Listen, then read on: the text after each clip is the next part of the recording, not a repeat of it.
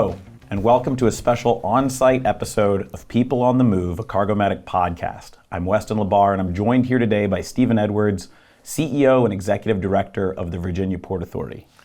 How you doing, Stephen? I'm doing great, Weston. Thank you so much for coming to Virginia. Yeah, well, thank you for having me. After all the years we've worked together on the West Coast, I'm just glad I'm allowed in the building. Oh, you're certainly allowed in the building. We got plenty to talk about. So, you and I have had the opportunity to work together for almost a decade now, from your time out in the Port of Los Angeles running TrayPac. Now you've come over here to the state of Virginia. You've done some fantastic things. Talk about some of the biggest differences operating a terminal at a landlord port on the West Coast versus operating an operating port backed by the state government here in Virginia. So what makes Virginia different than the West Coast model?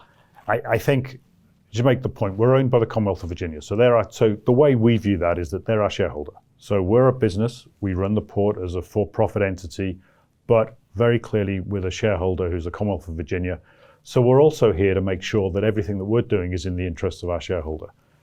Now, as a whole, we're the landlord. Right? We're the landlord just as you would be if you were the Port of Los Angeles or the Port of Long Beach, but we're also the marine terminal operator. So we run 6 facilities, and then we run those 6 facilities in an integrated way.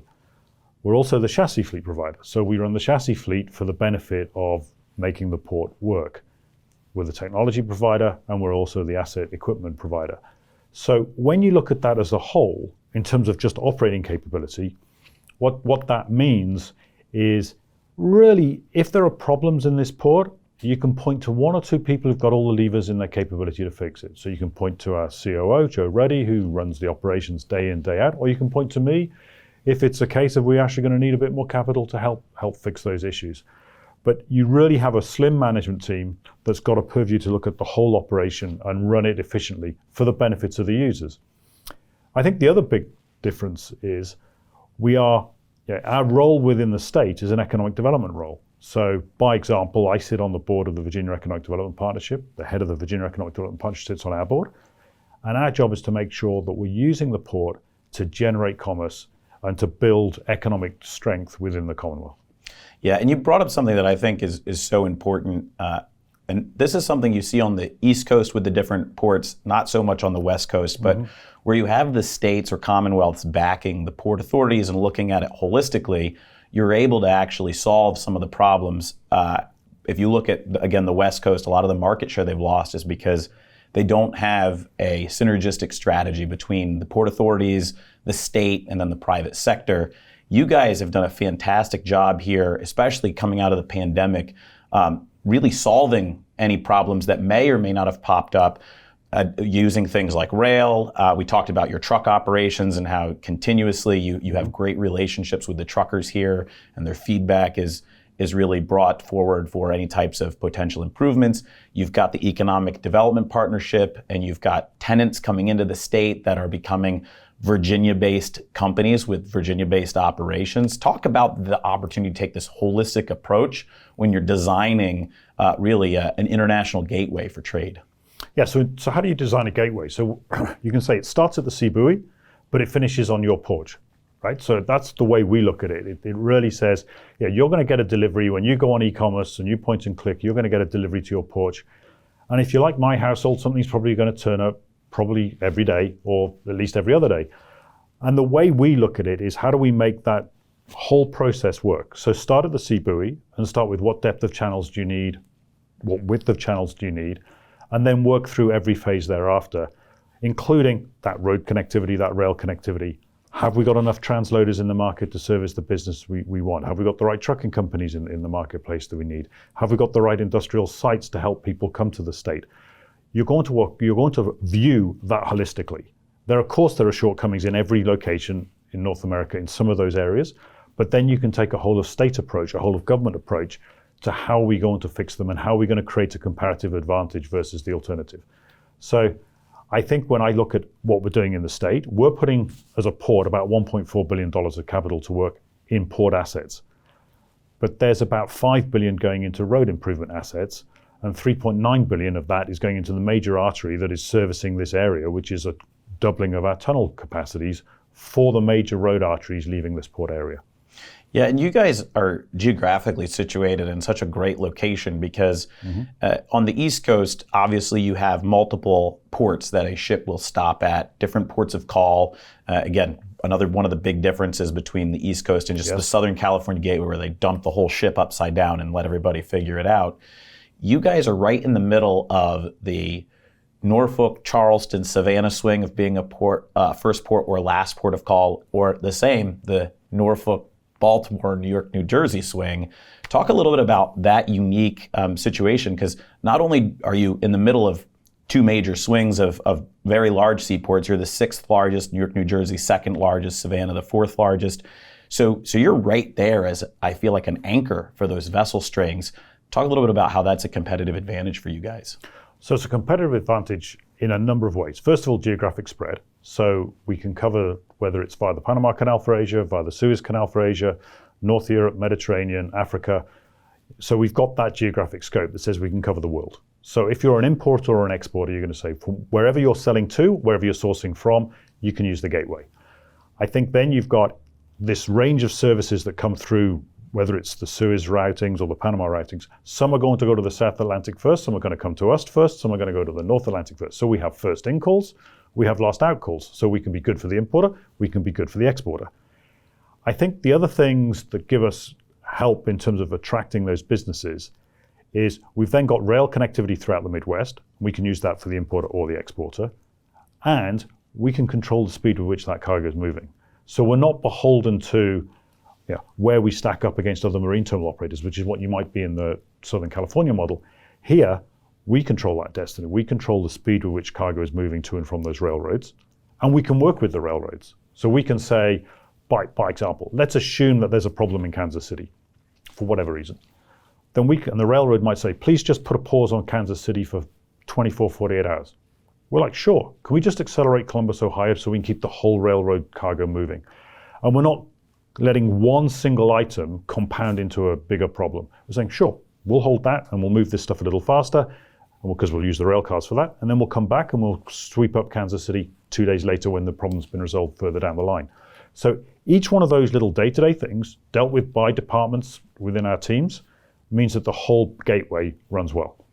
Yeah, and you brought up rail a couple times, and I think that's such an important component.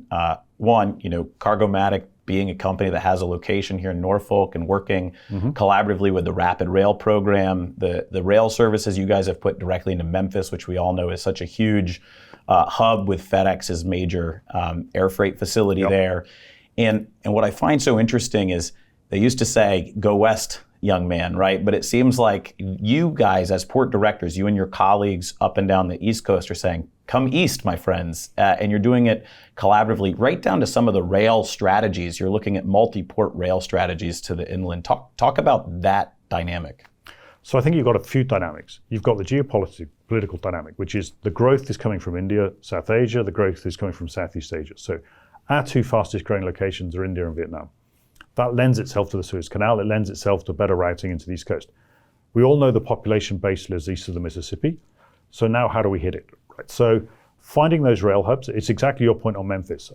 Why should the Port of Norfolk go to Memphis, which is a little further to the south of us than it is from some of the ports to our south? Because some of those Suez services are going to come through the northern port range first. Some of them come directly here. So if you're going to go from Vietnam to Singapore to Norfolk on your port rotation, you're going to want to hit those markets fast. And you're going to want to hit them with consistency. And it's those inland hubs suffered during the pandemic surges of freight. So to give those importers and exporters that opportunity to say, hey, I've got a really good alternative that can control my freight movement, where I can get the visibility on my cargo, that's what we can do. We can add it to the portfolio of business, and it allows some of the shipping line services that call, say, Norfolk, New York, and maybe not go to the south, or come down the coast and go New York, Norfolk before they go down to the south, to arrange a faster transit. And likewise on some of the exports, the reverse. So we see ourselves as complementary to the East Coast because it gives that better alternative to say, East is best, not West. Yeah, and it really positions you to be the e-commerce hub, if you think about it, because being able to get things with accuracy and precision, into a hub like Memphis, where then things are going to be literally flown all over, be put on doorsteps. You guys are in a unique position because as e-commerce continues to grow, you guys are right there to say, we've got a product for you. We've got a product, and I think we've also got very fast distribution here, locally transload within the port area. So a high volume of our local cargo is going directly on in 53-foot domestically to, by road, 53-foot domestic to across the Northeast. So yes, are we servicing New Hampshire from here? Yes. Are we servicing Alabama from here? Yes. That whole range is being covered. And I think when you take that whole range from up and down the East Coast, you add the whole Midwest into scope, clearly the majority of it is going to be hitting, Virginia, Ohio, North Carolina. They're going to be our biggest markets, but then you're seeing a lot of people use us for further north or further south. Yeah, and the migration of freight coming here, a lot of people obviously are going to look at what's happened over the last couple of years and they're going to say, well, during the pandemic, cargo shifted because congestion on the West Coast, then obvious, well-noted labor negotiations that lasted a year longer than certain people would have liked, obviously. And now, the studies, and Gene Soroka, somebody we both know well, will say 5% of that cargo is never going to come back to the West Coast once it stays there, and maybe more. Talk a little bit about lessons learned over the last few years. Obviously, you guys, with the coalition of ports up and down the East Coast and the Gulf Coast, did a great job of not just grabbing market share, but saying we're ready to service you. Talk a little bit about the last couple of years, and then we can talk a little bit about what we see moving forward. So I think there are differences. I think you have got some cargo that shifted temporarily because it went through, say, a non-optimal routing, because it went through something that worked as opposed to something that wasn't working. I don't know that was driven necessarily by labor. It may have been driven a bit more by backlogs and congestion in other locations. Certainly it happened. It's natural for some of that to go back to its super gateway. I'll give you a really good example. It isn't normal for Northern Californian fruit and nuts to be coming through this port, right? But they were. And they were coming through, being exported through our port, having come across the nation by rail, to come out through this port to get to their final destination in Asia, because it was actually a routing that worked. That's not going to continue. However, the business that may be coming through the East Coast, certain East Coast, a lot of those are now permanent decisions. Distribution centers are being built, transload capacity is being built, and it is natural for it to stay here because it is a better routing to come through Suez to here and then move on. So I think those are permanent decisions. I mean, when you have millions of square feet being built for named accounts to utilize, those are permanent decisions. Some of the discretionary freight, of other gateways may have picked up on and off from the West Coast. Some may go back, of course, but I think the material shift is something that's been going on for more than a decade, and it's going to continue for a number of reasons, which are to do with port efficiency, to do with gateways, but also to do with geopolitical issues as well, of just where trade is moving to. And just as the West Coast was the beneficiary of the shift to Chinese production, the East Coast will be the beneficiary of that shift to Southeast Asia and South Asia production. Yeah, there's no coincidence when you look at the investments being made in the East and Gulf Coast ports, and then when you look at the Trump-era tariffs, which I know my friend John Gold at the National Retail Federation would say have been adopted by Biden and are now Biden-era tariffs, but they have changed trade lanes. You see a lot more happening in countries like Vietnam and Thailand and Cambodia. We talked a little bit about, at some point in time, West Africa looks like it should be some sort of manufacturing hub. We're not there yet. But these changes all make you guys here the obvious choice to go to, as opposed to when things are coming from Shanghai or Yantian, and the most direct route is to a place like California or Seattle, for instance. So talk about what you guys are doing from a foreign perspective. We talked about what you're doing here to make Norfolk the most competitive port. Talk about what you're doing from a global perspective, and when you talk to some of these ocean carriers and these importers and exporters, what they're telling you, what they're looking for. So I think we're seeing, you can call it China plus one, you can call it Alt Asia in terms of sourcing. So that's definitely happening in terms of people looking for, we're not going to replace Shanghai. Nobody is going to replace Shanghai. However, that ability to produce somewhere else, whether it's diversifying your supply chain, that's happening. And we're seeing it happen from the with an increased focus on some Mediterranean countries and an increased focus on certain North European countries, especially when you think about supply chains such as automotive, which are more natural to be European supply chains as well. So the alternative to producing in Asia might be, in China, might be to produce in Germany. What we've done as a port is said, okay, we now need to attract the ocean carrier services that meet that demand curve. So that's first in calls coming from Vietnam, first in calls coming from India. I think as a port now, we have 5 services coming in directly from Northwest India, for example. You turn the clock back 10 years, it would have been 1. So we're 500% of where we were, and those ships are all bigger. Then you're seeing the upsizing of ship capability. So our job as a port is to make sure we can handle those bigger ships. So the 13,000, 14,000 TEU ships. Because to get the efficiency of the Suez route, you have to be able to allow the shipping lines to deploy their best assets, and their best assets are going to be those larger ships. So to get to the slot cost advantage they can provide, we have to build those bigger capabilities. So we're investing in those capabilities. We have 12 cranes, for example, on order here. We have a deeper, wider channel being built. We have a new berth that's going to be built. All of that is designed to say, we can handle your ultra-large container vessel to give you the economies of scale to come through the Suez Canal. And one other thing that I would like to ask you about is, on the West Coast, you have Vancouver and Prince Rupert, obviously, who have taken a great deal of the West Coast market share from, especially Seattle and Tacoma, but all up and down the coast. And now you've got Mexico, ports like Ensenadas and others that have emerged as an alternative to Southern California ports. Recently, there's been a lot of chatter about Halifax. And is that the Prince Rupert of the East? But it feels like it's a different relationship in the sense, again, ships go to multiple ports. Is this something on your radar? And do you look at it as a competitive advantage or somebody that you're going to have to compete with? I think what we know is we're going to have to be competitive for whoever that competitor is. So do we compete in the Midwest with cargo that's coming through the British Columbia Gateway? Yes, we do. I mean, there's no doubt somebody can come through Vancouver or Prince Rupert, use the Canadian National, Canadian Pacific, and they could come through here using the Norfolk Southern CSX. And it might just be, if you actually put Vietnam to Chicago into an ocean carrier's routing guide, depending on the ocean carrier, you can come up with 5 different options very quickly. So we're competing. I think what we have to do is make sure that, first of all, if you're looking to put your distribution centers or your production centers on the East Coast, that we're the right location for you. That's the conversation we want to have. And then if you're looking at routing through to the Ohio Valley, through to the Midwest, that we're providing that product, that service level, that you've got the confidence to use us.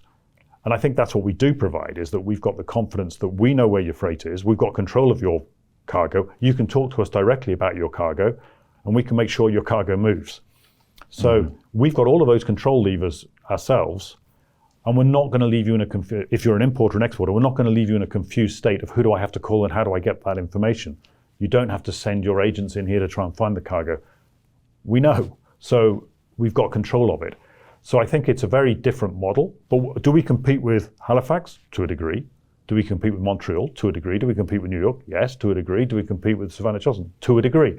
Each one of them is somewhat competitive.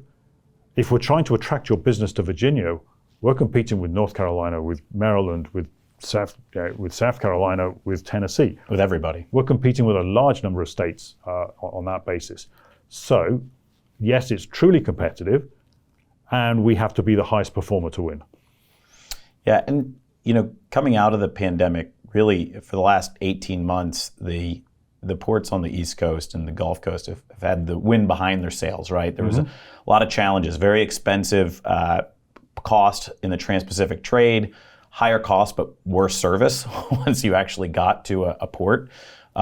You also had, again, a pending labor negotiation going on between the ILWU and the PMA, which took longer than many would have hoped to resolve, although they didn't see a lot of labor disruption, as you know. Just the threat of it is as bad as actually seeing it. And coming into now where you're going into 2024, those winds behind the sails have the potential to turn into headwinds in a couple different ways. One, the rates have plummeted, so it becomes very cheap to move things from China or anywhere in Asia to the West Coast again. Although with the amount of sailings that have been blank, we're creeping up on 50. I don't know if any ships are actually going from origin to destination. It feels like they're far and few between sometimes. But you also have the potential for a labor, I don't want to say dispute here, but although you have one just to the south of you with the Leatherman terminal, which is unique, and you also have negotiations that typically the ILA is ahead of the curve, right? They're trying to get everything out of the way and say, shippers, keep coming here. You won't have labor unrest. But there's a minor threat that the negotiations can be a little bit more painful. There's a lot going on, I guess, that is going to be unique on this coast that we haven't really seen a whole lot previously. Talk about what the Port of Virginia is doing to get ready for some of those potential issues going into next year. So I think you got to go back to the fundamentals. If you look at the distinct difference in the business model I was talking about earlier, is we're uniquely positioned to say what is the challenge and how do we overcome it. So if that challenge is, for example, to do with a railroad issue or a truck issue or our own issues, we'll assemble the right people to get through that problem. If you look at, firstly, the Leatherman terminal is a unique issue to one particular location. Right? So I think we've got to say that is a unique issue to one location, and it will play out however it plays out. We're not here to opine on it. That's something to the south of us. I think when you look at the overall scenarios of the coast, there's a great track record on the East Coast as a whole. Everybody recognizes that, and everybody recognizes that we're in that bigger, wider, competitive field. So are we, the West Coast issue of, people sometimes frame it as a labor employer issue, but I think it's a multitude of players issue. And I think the way I think it was described to me at the time that the White House first put their envoy on the supply chain, John Picard. Now, John's a very good person. He knows his deep experience in our business, but he was assembling 60 plus people on a phone call, right? Sounds really productive. But also look at the problem that he was put in front of him, which was at the time, which was how are you going to get all these different economic interests to look after the whole, as opposed to look after each one individually. That's the difference. You come to this type of model and you say, we've got a view of the whole, and if we need to take some pain in our left pocket because it helps our right pocket or it helps the whole, we're going to have to take that little bit of pain because it's us. And it's the whole gateway that we're going to bring to bear. So I think the difference is we will pull the levers necessary. And that's why we can get through some of the cargo surges or delays or issues that occurred during a pandemic. Because if we needed to take long-term storage of containers, we could move the containers and recover that cost of moving them. Maybe not but we could put the resources to bear. So we don't know what we're going to face.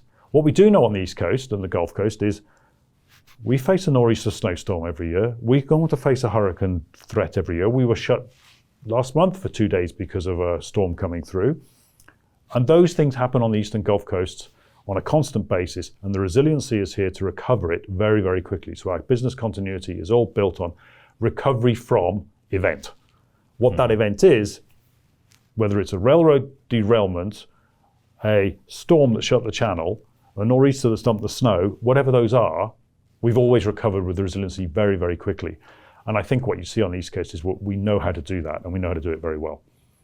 Yeah, and it's an interesting time. There's a lot that I think has come out of the pandemic. Some of it probably was going to happen anyway and maybe has been expedited. But there's some major things that will fundamentally change our industry. We continuously see the retooling of different chassis pools. Obviously, the South Atlantic has their SACP 3.0 now. There's always murmurs about a change to what the pool of pools looks like on the West Coast. I mean, chassis in general are always a morphing topic. You guys have your own, which has safeguarded you from many of the obstacles other ports deal with. Talk about that advantage and how controlling that equipment has really helped you at a time when it crippled other gateways. Yeah, it was a very significant competitive advantage. So, as you say, we run our own chassis pool, Hampton Road chassis pool. We have 18,000 chassis in that pool, and that pool is built around servicing our six assets plus a location in North Carolina, in Greensboro, North Carolina. So we've taken the view that, look, let's take, for example, a power utility. When you come into your house, you turn on the electricity and you expect it to come on, right? That's one thing you expect is to come on. And the regulator will say it has to come on. And similarly, we took the view with the chassis pool, which is for the gateway to work, you have to have a chassis. So even at the time of very strong demand, when street dwells were going up and up and up and chassis were being used more and more and more on the street, the issue therefore was how do you keep your gateway open meant you had to have chassis available. So by having control of that fleet, what did we get to? We got to 97% in service ratios. We are entirely radial tires, LED lights, for example. So we were a modern fleet. So on-street breakdown, next to nothing. So we're not in a situation where somebody's taken a bad chassis out of the gate and then trying to get a repair and having to come back and get it. Doesn't happen. Don't subscribe to the view that you couldn't get chassis during the pandemic. Yes, you could. You just had to be proactive and be willing to take that risk that post that surge, you'd be left with a surplus. So if you think it through, chassis rentals is Avis or Hertz or whatever you want to call it, right? So if you've got a surge in demand, you don't necessarily, if you're solely for profit, you don't necessarily want to meet it, because when the peak comes off, what are you left with? Assets sitting idle. Yeah. As all chassis providers are now. We've all got assets sitting idle. What we were able to do was secure assets during that period, new assets that were not built in China, because that was on the tariff issues. So we were able to secure them and keep that fleet operating. Sometimes in the high 90s utilization, sometimes with 1% out of service. But we never had a day where you couldn't say, I could get a set of wheels. So that was the distinct difference. I think the other difference is we have a centralized chassis location within the port. We don't have 20 stop-start locations. And that is a big difference from California. It's one of California's bigger problems because— What a novel idea. A novel idea, something that is within the realms of the possibility if the right minds got together for the California market. But the difference is, with one location, you can run at 97% utilized because you're not out of. But if you've got 20 locations, at 80%, somewhere is out of a chassis. So the perception is you're out. We didn't have that problem. We run the youngest fleet. We're going to keep it that way. And it's a really good advantage to us, and it ensures, as a utility should, that the business can operate. Yeah, and there's a lot of different things that are changing, and I'd love to get your opinion on what you think is going to be the biggest game changer. And we've got Ocean Shipping Reform Act, obviously biggest piece of legislation since the late 90s. You've got multiple litigations going on. You have the alliance structures changing before our eyes, where Maersk and MSC have said they will cease to do business together, and you've got all the other carriers kind of left saying, what's the alliance structure look like for us? And I could go on and on. Of all the different things going on, what do you think is potentially the biggest game changer over the next 10 years for our industry? So I think the biggest game changer is going to be decarbonization. I really do. I think you're going to see, say, alliances change and so on, but fundamentally, ocean carriers are going to service the markets. And whether those markets are South Asia, Far East, Europe, they're going to service where the market is. Ships have rudders and they'll follow trade. So they're going to go where the marketplace is. I think you're going to see a much greater shift on the decarbonization within the supply chain. It's going to be driven commercially and regulatory.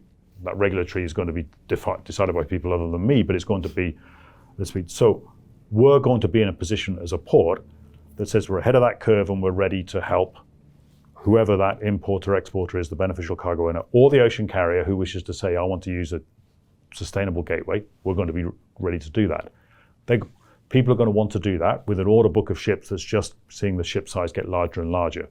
So larger ship capability, and not just for one or two larger ships, but for those where every single ship is going to be significantly bigger, means we're going to have greater surge capacity, more yard capability, and then how we deploy technologies to actually say our service levels are going to be more and more and more efficient. So I look at that as a whole picture that says all of us have got certain plans. We've got some very advanced plans, or we're well ahead of the curve, but decarbonization, greater capability, and better use of technology are the three things that are really going to happen, I think, in the next decade. Yeah, and we're seeing it every time we get a shipper send us an RFP, that ESG sustainability section gets bigger and bigger and bigger, and it went from, what are you thinking about doing, to what are you doing, and how much have you helped the environment recently? Exactly. So You've talked a lot about things before we came on camera and on that you've been proud of. Obviously, staying ahead of the environmental curve. I don't think you guys don't go out and wave that green flag and say, look how sustainable we are, but you're doing great things. You're staying ahead of the curve, creating the chassis pool, the rail programs. You have one of the most modern terminals in the Western Hemisphere. What are you most proud of in your time here? Because I was a sad day to see you leave Southern California because I really enjoyed working with you, but the great thing is we've come full circle, and now I get to work with you here in Norfolk. Well, I think, look, I've inherited a very strong, well-functioning port. So I was it's a great position to come here and say, here we've got a great modern gateway. We've got a team of people here who know how to build modern ports. That shouldn't be underestimated. It's very, very difficult to build great modern ports. Now what we're really doing is taking that to market. So what we're doing is taking this to market and saying, look, we've got the most modern gateway. We've got the most sustainable gateway in North America. We may not shout it from the rooftops that we've got the most sustainable gateway, but we do. And then you take that and say, now let's take that out to the marketplace and let's get the whole of Virginia from a whole of government perspective to say, how do we maximize what we have? So I think if something has been achieved over the last few years, it's been really getting everybody to say, look what we can do as a whole team to work together to build this gateway, starting from us through the economic development, through our local economic development arms, through the state commerce teams. We've found ourselves a great partner in the Commonwealth of Virginia. I know they're our shareholder, but they also have to be our partner to make this succeed. And when we see this whole of government approach come through, secretaries of transportation, commerce, and how we go and sell this gateway to the cargo owners, what we found, I think that is the best thing we're doing. The best thing we're doing is being out in the market, talking to people and saying, tell us what you're trying to achieve, tell us the problems you're facing, and let us see if we've got a solution in our package of solutions that's going to come and help you do better work. And the more we do that, then the more runs we'll hit, right? Our batting average will go up and we'll secure more business. Yeah, a forward-thinking, solutions-driven port authority is a good port authority to have. The last question, and I always love to end on this, I feel like everybody's crystal ball has been a little bit hazy at times, especially over the last couple of years. But 2023, for any of us who said it was going to look like 2019, it's shook out that way. Still have record consumer spending, but at the same time, you still have record glut of inventory. What do you think 2024 brings to the port industry here in the U.S., the supply chain in the U.S., and then more specifically, what do you think 2024 looks like for the Port of Virginia? Well, let's set 23. So 23 compared to 19 is pretty good. Compared to last year, we're off at this point in time. Compared to last year, we're down about 13%. That's pretty good in a relative market. It's quite interesting. Right? On the way up, it's all boats float on a rising tide. On the way down, what's my relative performance? Our relative performance is pretty good. But I think when you look at, we're not expecting any big spike in business between now and Lunar New Year. But post-Chinese New Year next year, we're expecting back to normal. Barring any other events, we're expecting, yes, we're going to go back to a normal cycle, normal peak season, growth in line with GDP, and that things will come back to that range.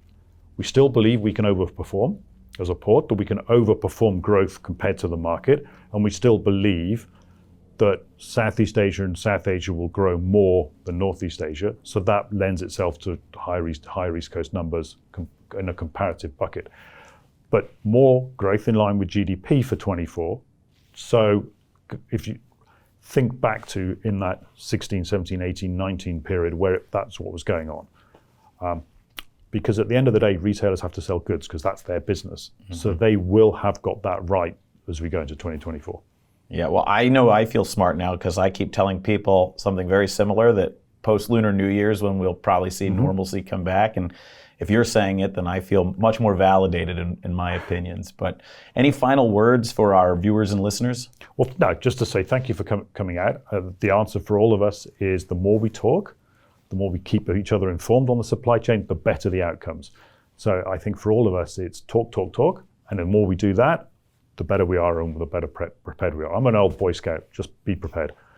Yeah, I couldn't agree more. Collaboration, communication solves a lot of problems. I want to thank everybody for joining us today. This has been a great on-site episode of People on the Move, a Cargomatic podcast. So happy to have Stephen Edwards with us today, CEO and Executive Director of the Port of Virginia, and a really good friend of Cargomatic and a great friend for many years of mine, and I really appreciate it.